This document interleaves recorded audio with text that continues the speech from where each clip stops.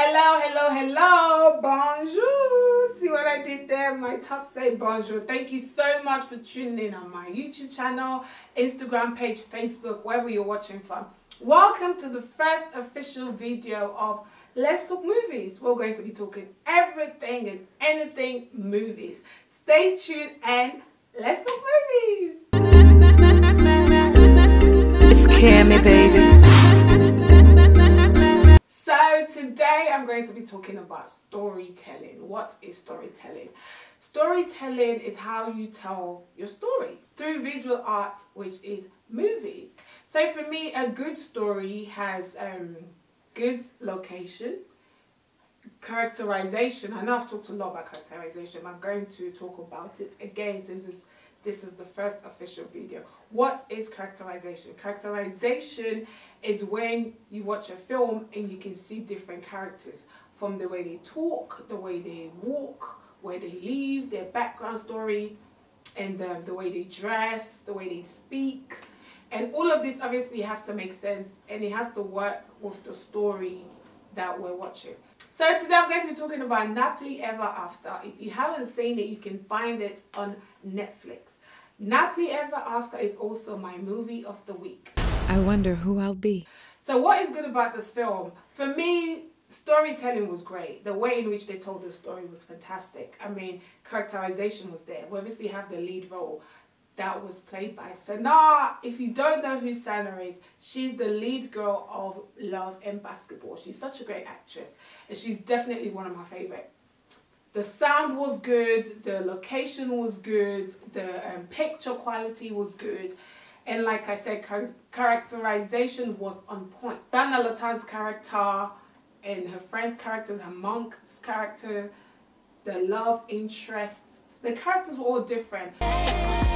So Sana played a sophisticated lady who wants everything to be perfect in terms of the way she looks, her hair, what she wears, her representation as a whole.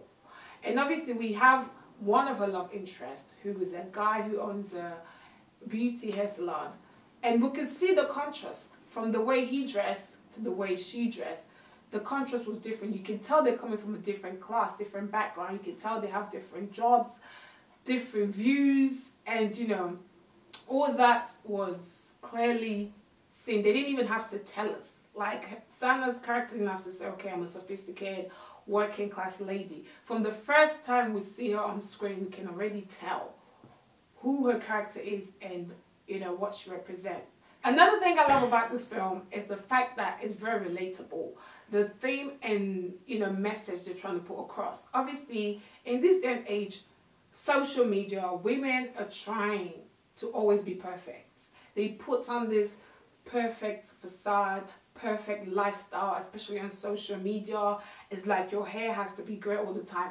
And I remember last week Thursday, I had a conversation with a friend of mine, and she said that, oh, now she has a wedding to go to, and she feels like she doesn't want to have a long Brazilian hair. She just wants to have normal plaits, because she said that at weddings, girls are now rating other women based on their hair. So apparently if your hair is really long, it means you have money. I mean, I feel like that is so rubbish.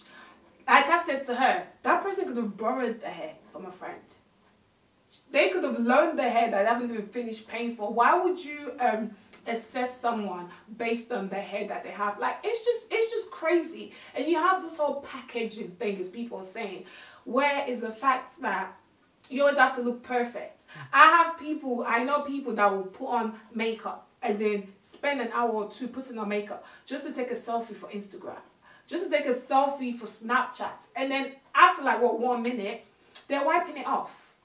And it's like, with all this hair, if you don't have Brazilian long hair, that means you're not popping. If you don't have, you know, Peruvian virgin hair, human hair, if you have synthetic hair, then that means you're poor, or that means you're not, you know, you're not classy enough, you're not beautiful, which is crazy. And that's what this movie is really trying to put across, a message. The fact that Sana Latan, and it came from a place where that's the way her mom brought her up from when she was young.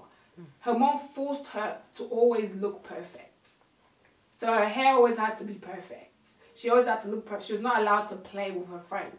and do stuff that she wanted to do just so that her hair won't get messy. And then there was a scene in the movie that was just crazy for me. She's in the bedroom making out with her boyfriend, and she doesn't even want him to touch her hair. And her mom comes in at 3 a.m. in the morning just to straighten her hair. Like, that's just crazy. And you look at it, you feel like, wait, that's a bit unrealistic. No, it's not. It's what is happening now. People are so fussy about the way they look. It's all about outward appearance. Yes, I'm not saying go out anyhow and look rubbish, but embrace yourself. Embrace who you are. And for her, that's not who she really was. She missed her identity. She didn't know who she was because from a young age, she was forced to become this person that she didn't even know, because her mom thought, okay, that's the only way she's going to get a good man. And at the end of the day, the guy ended up leaving her.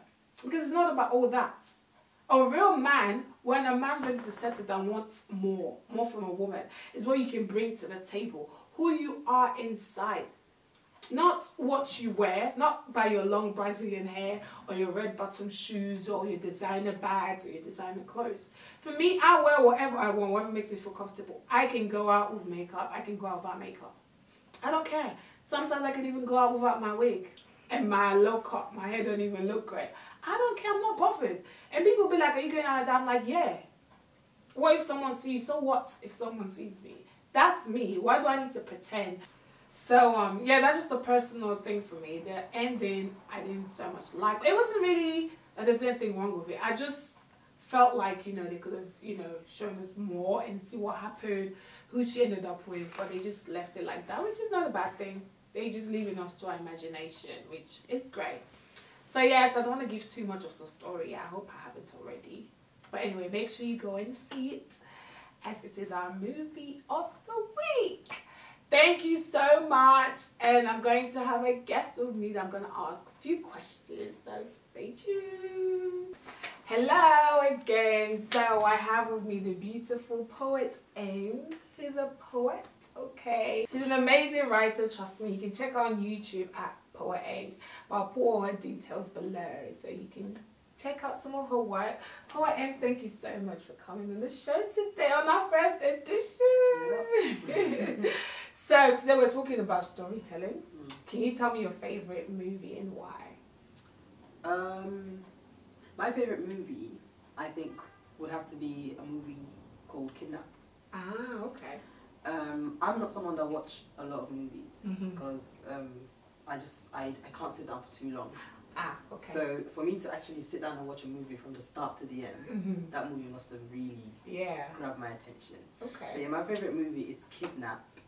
The reason for that movie is, the reason why it's my favorite is because, like I said, it had my attention from the start to the finish. Ah, okay. It's very fast paced and it's very quick. Okay. The story was very interesting. I think that story was very, very appealing to someone like me because it involved a child that was kidnapped. And the mother was chasing the kidnapper. Okay. Right. So the moment, and there was no delay in actually introducing the story. Ah, okay. So it got right into it. Pace was okay. Yeah. Cool. I can't watch a movie that takes a while to kind of like let me know where I'm going. Yeah. Got right into it. Right The kid was kidnapped, there was a chase, and then there was this. Wow. It was amazing. Okay. So you like it because it was relatable, you could relate to it. Yeah. And it was fast paced, it wasn't slow. Yeah. You got straight into it and you knew that, okay, this is what's going to happen, this is what it's about. So can you tell me what makes a good story for you? A good story for me has to be meaningful, has to be inspiring, if that makes sense. Okay. So I'm not one to watch something that is too much in La La Land. Okay. Like fantasy, that's not real. Yeah, it's not real. Okay. It's not really. I mean, for me to sit down and watch something like that, that means I actually have nothing better to do that day. Ah, okay, you're right. So the movie has to be very meaningful, something that has a moral at the end, can apply in my life. Okay. Or it's something that I can talk about if I ever feel the need to. Something that you can talk about with people and stuff. Okay. So yeah, it has to be meaningful, has a moral, and inspiring. Okay, that's good. That's what grabs my attention. Grabs your attention. Okay. You know, like when you watch a film, your favorite any other film, do you tend to like look at the production in terms of like the picture quality, the sound, costume, or you don't really care? To an extent, not so much. The picture quality, yeah, I would say that is something that I would look at, even though it might be in my subconscious. Yeah. I'm not actually looking at it thinking, oh, the picture quality needs to be good. Okay. But subconsciously, I would look at a movie, and I would think, I don't think I'm gonna like it just because of the way it's. Okay. Yeah. Just because of that, you know, because some movies have different shades and different colors. True. And I just look at it and just feel like, oh, you know, it looks like it's gonna be something documentary or something. Not that I don't like documentary, but if I'm not in the mood for something like that, then I'll probably be like, yeah, no. Okay, so for a film as a whole, can you name 3 things that would make you say yes, that's a good film? The storyline. Acting has definitely got to be a part of it. Like, it needs to be very convincing. You need to, like, the characters need to be convincing. So if you're playing a particular character, I don't want to look at the movie and start, or look at that character and start thinking, I need to believe what I'm watching. Okay, it has to be believable. It has to be believable. Almost like you're so in it, like you're feeling it, if that makes sense. There are some movies that you watch and your mind just goes away because it's like, true. You know, you start even imagining if I was the one that was acting. That is true, yeah. If I was the one that's acting, I think I would have done it like this. I think I would have done it like that. So yeah, the acting has definitely got to be not just on point, but it has to be really convincing. Yeah. If you know what I mean. Which is true. I mean, what you're saying is true. I think another thing as well that ties everything together for me is what is like casting. But anyway, I'll talk about that maybe the next video. So you have some actors that are good, right? But if they're given a role that they don't look the part, because you know certain roles you have to look that's true. The part. Yeah, I agree. So even if your acting is great, but if you don't look the part, it's gonna put you out of place. And scripting as well for me is good. You know what the characters say. As an actress as well, I've been in a position where I've been given a script. And because the script is so rubbish, I'm sorry, I don't want to use that word, but because the script is so bad, when I go on to do it, it makes me look like I'm a bad actress. Because the choice of word and what I'm saying, there's certain things that you can't really say in a certain way. So for me, a good story has to have a good script. That's a good script. I would know that. I would know to that extreme. To that extreme, okay, yeah. A good film for me has to have a good script, good acting, good production quality. Sound is key. Like when I studied film, they're like, people can forgive bad picture, but they can't forgive bad sound. Posters, trailers, those two. Because don't forget, that's the first thing people see. Yeah. So I do that as well. Yeah. I look at film posters and not interested. Yeah. Okay, wow, this looks, interesting. I want to see more. And the trailer, obviously, you have to grab my attention. And sometimes the opposite can be the effect as well, because you see some posters and you're like, oh, that looks like something I would like. Yeah. And then you watch, you're like, oh. You're like, wait, no, it's true. Nothing like I expected. Some posters are so good, I'm like, I wish you had made the movie. It's good. That is so true. But it has to be done. That's what's going to draw your audience in. So if you're going to do a trailer or movie poster, make sure you get it right. Okay. So thank you so much for coming on the show. It's been a pleasure having you, even though it's short. But yeah, thank you for coming. Hopefully we'll get Poet Ames to come again. But before you go, can you just tell us a little bit about yourself, what you do, where people can find you, and yeah. Okay. I write poetry and songs. I'm a poet and a songwriter. Multi-talented. Currently writing some books as well, although I haven't been published yet. Okay. You can find my work on Instagram, Facebook, YouTube, just by searching Poet Ames. Okay. So that's Poet Ames. So there's A-M-Z. I like that. That's nice. Amazing. So yes, there you have it. Our beautiful Poet Ames. She writes poetry, books, and songs. So if you need someone to write a song for you, holla at your girl. Okay, she's right here. Make sure you check her work. She's really, really amazing, guys.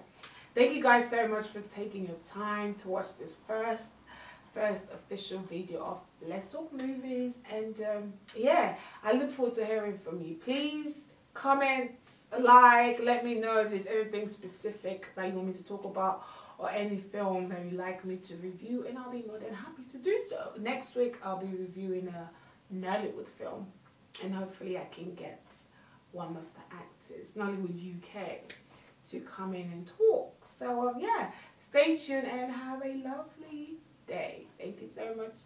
Bye. It's Cammy, baby.